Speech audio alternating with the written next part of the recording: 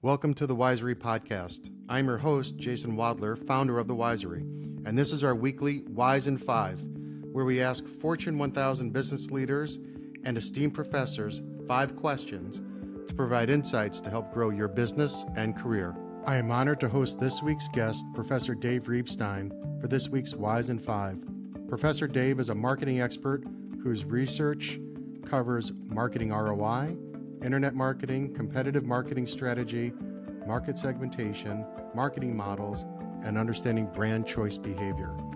He consults extensively with companies of all sizes, including Google, Verizon, Shell Oil, Intel, Genentech, Novartis, and many others. I know you'll enjoy the wisdom on how marketing and branding can drive your business's long-term success that Professor Dave is about to share. Hi, Professor Dave. It is great to see you as always. It's wonderful to see you once again. Well, thank you.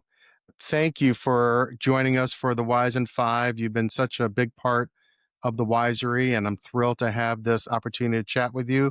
Before we dive into our Wise in 5 questions, would you mind sharing a little bit about your amazing background just for our viewers and listeners? Well, I'm currently a professor at the Wharton School, and I've been here for more years than I'm willing to admit. If you want to know my background, I'm not sure how much of my childhood you really want.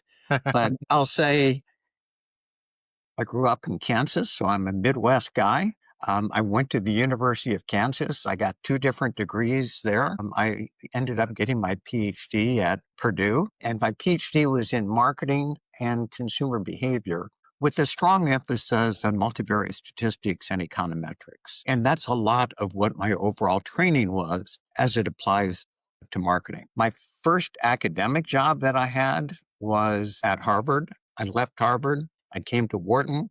I left Wharton. I went out as a visiting professor to Stanford with the possibility of staying. I ended up coming back to Wharton, become the vice dean and the dean of the graduate division at the Wharton School. And I've been here ever since. And I love being here. It's great being an academic, and this is a wonderful place to be doing it.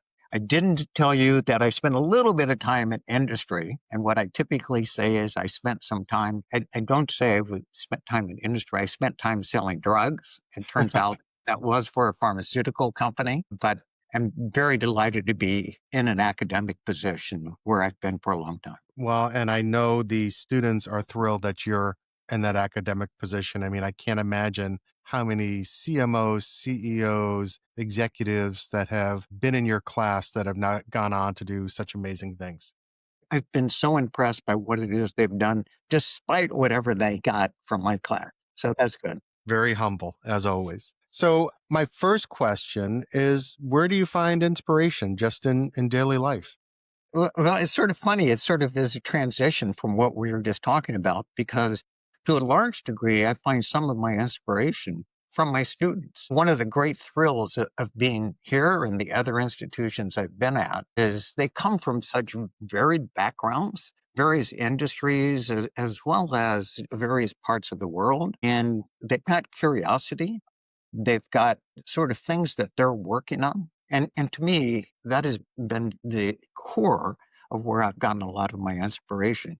Of course, some of it has come from many, many companies that I've worked with and what it is they're exploring and what it is they're struggling with. And then the real reason why I'm here is because of the amazing colleagues that I have. And I end up getting so much inspiration from them as well. I love that. Wow. And I'm sure it goes both ways, knowing you as well as I do. My second question, you're focused on marketing metrics and brand value, but what inspired that focus? You talked about what you did in university and how you move forward, but what was the real inspiration that kind of grew what you're teaching today? So at one point, I took a leave of absence from Wharton, and I became the executive director of the Marketing and Science Institute. And the Marketing and Science Institute at the time had about 75 member companies from a variety of different industries. And every 2 years, we would get together with them and we would say, tell us what it is that are the issues that are most pressing for you that you'd like to get more insights from. We take that list, we send it globally, and it sets the agenda for marketing academia.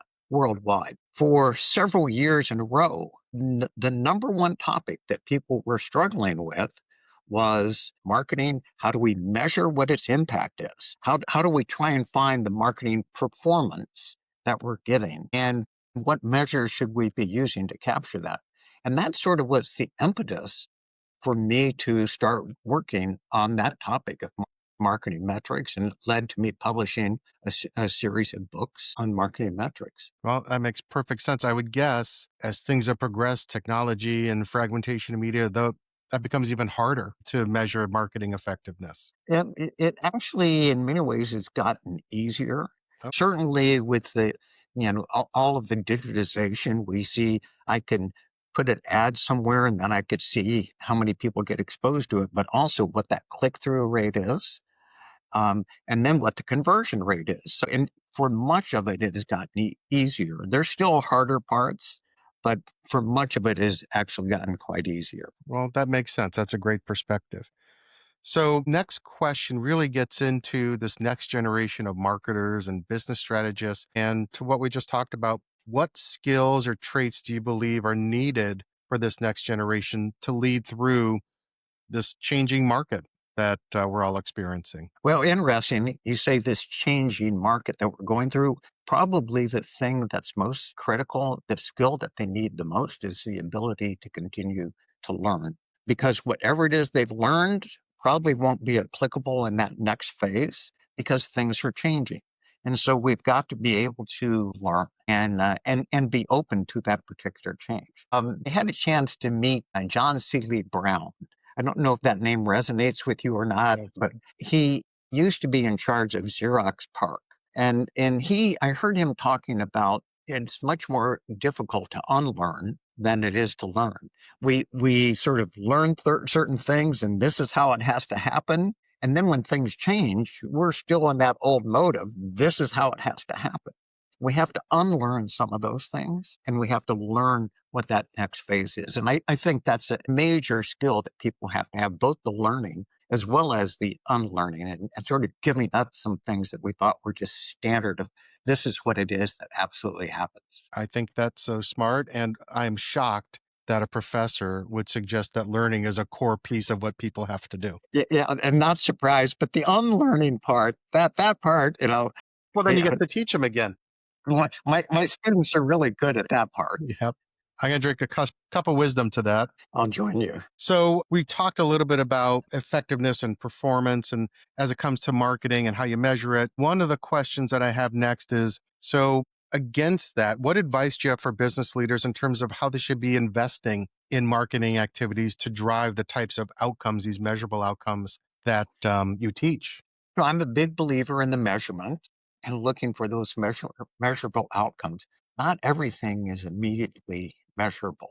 And there's and so you're talking to a guy who says measure, and yet I'm saying not everything is immediately measurable. And in particular, what I'm thinking about is there's some short-term effects, and there's also some long-term effects. And it used to be we saw a lot of money being transferred from advertising to promotional efforts because promotions, you drop a coupon and somebody buys, and we get to track that. Right. And we don't get to track what that advertising impact is. And so I think one of the cautions is don't always go to those short-term effects. There are some long-term things that we should be investing in.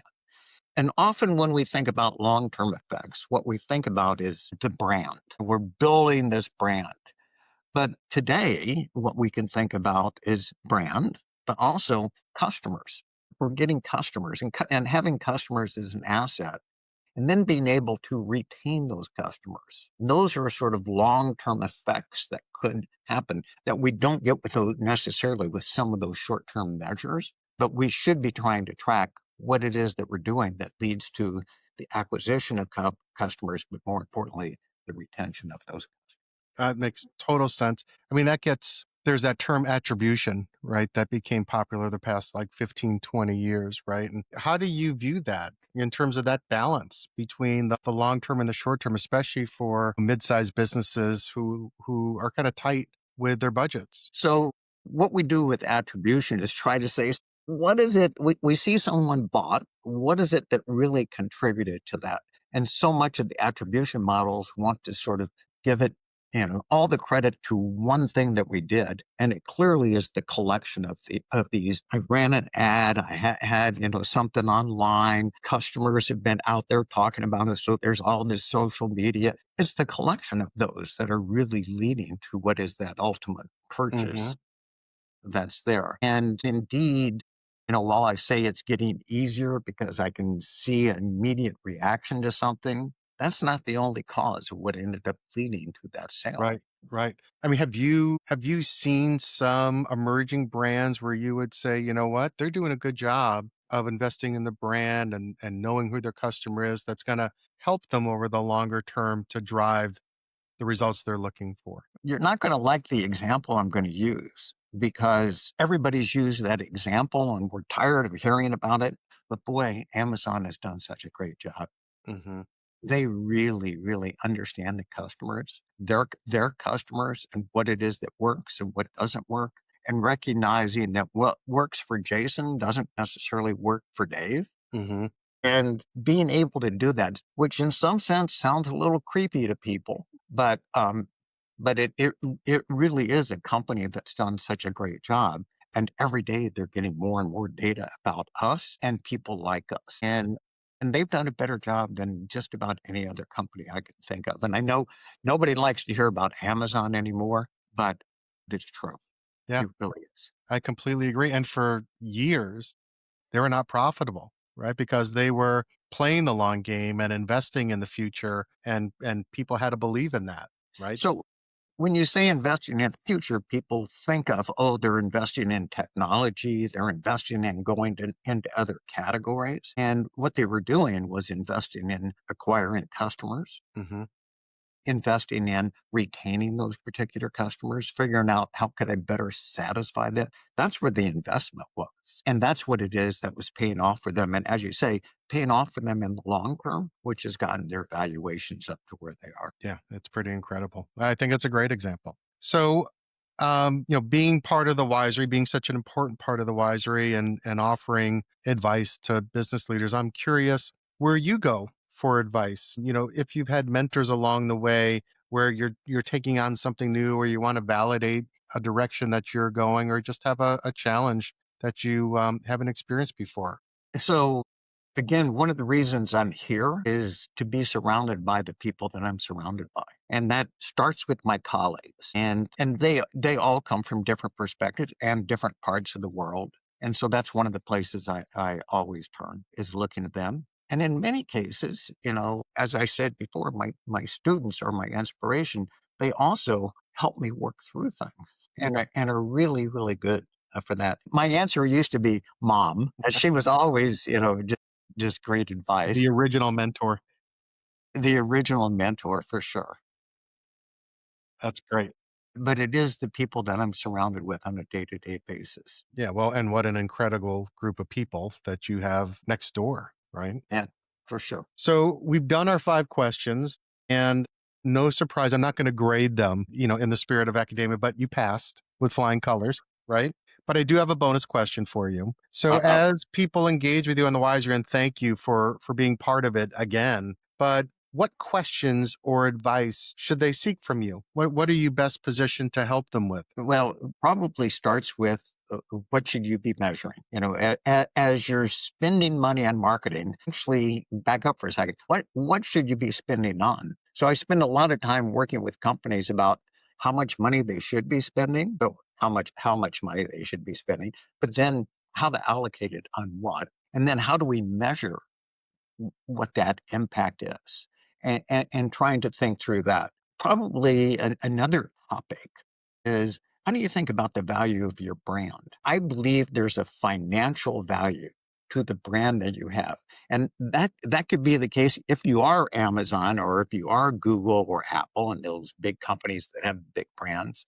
But if you're my local florist, she has a brand and people say, "Oh, Louisa, she does the flowers and arranges them in absolutely the best way. And she's known by her customers." And so you could be small, you could be big. You have a brand. And how do you think about what that value of that brand is? And then I think auxiliary to that is, so how far could you extend that brand? Should you use the same name when you go into other categories? So if she decides, this florist business is doing great, I think I'm going to do cookies as well. Should she call those Louisa cookies? That's the type of questions that I end up engaging with companies and be glad to chat with people.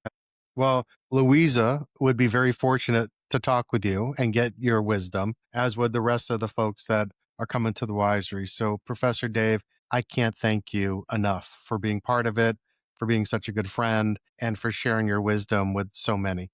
So, thank you. Well, thank you. And I always enjoy spending time with you. So thank you for having me on here today. Well, I do too. My pleasure. Be well. Thank you for tuning into this week's Wise in 5. Visit thewisery.com to learn more about Professor Dave Reibstein and book time with him or any one of our acclaimed advisors, only at the Wisery.